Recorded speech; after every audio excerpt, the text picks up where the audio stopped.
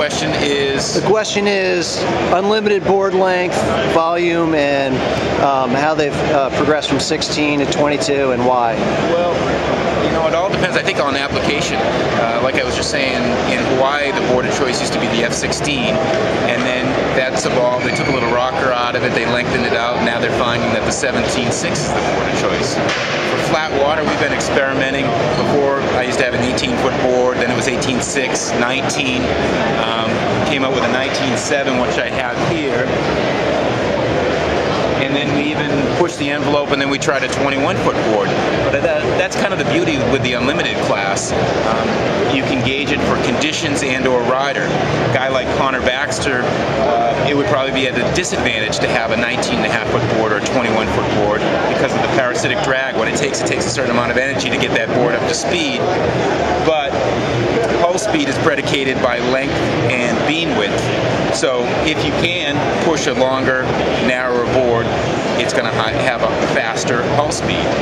But again, it can work against you. When you narrow up a board, we've been also playing with widths. This one's 24.5 inches wide. I have one that's 24. We're talking about trying one at 23, 22. But boy, if you hit that in rough conditions, that can work against you. So you're probably spending more time in the water than on the water. What about in conditions where you have like a lower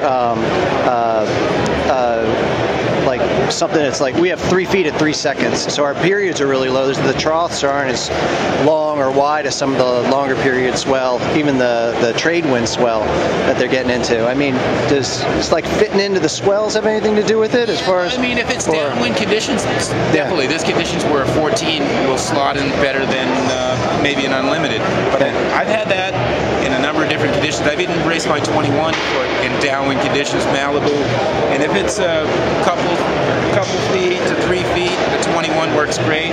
I've raced this in some really sloppy conditions, and it handles really well. But there are those situations where if it's a little bit of a crosswind, side wind or something like that, maybe a 14's an advantage. But the unlimited just opens up so many different opportunities and options for a rider or shaper to choose whether how wide to go, the difference between adding a rudder system where many times it just adds weight and it's not needed, but if you get into crosswind conditions, the guy with the rudder is going to be at a huge advantage because he's going to be able to take strokes on both sides, where the rest of us that decide to go with a lighter and risk it without it are going to be paddling on one side and getting fatigued. So it's an exciting class. So I'm looking forward to it growing on the East Coast, and we're going to do our best to promote it. So that's where all the design and all the real speed is going to come from. You think it's going to trickle down? I mean, there's no question. There's no question about it. I mean, the unlimited class is definitely the Formula One racing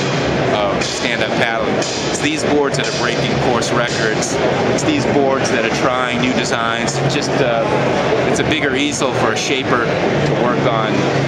Bottoms, hulls, rail designs, entries, exits. They're not limited or predicated by a certain length or width, where, you know, for a bigger paddler, you can only narrow up a 12.6 so much. For a guy over 200 pounds, you need X amount of volume, X amount of float in the water.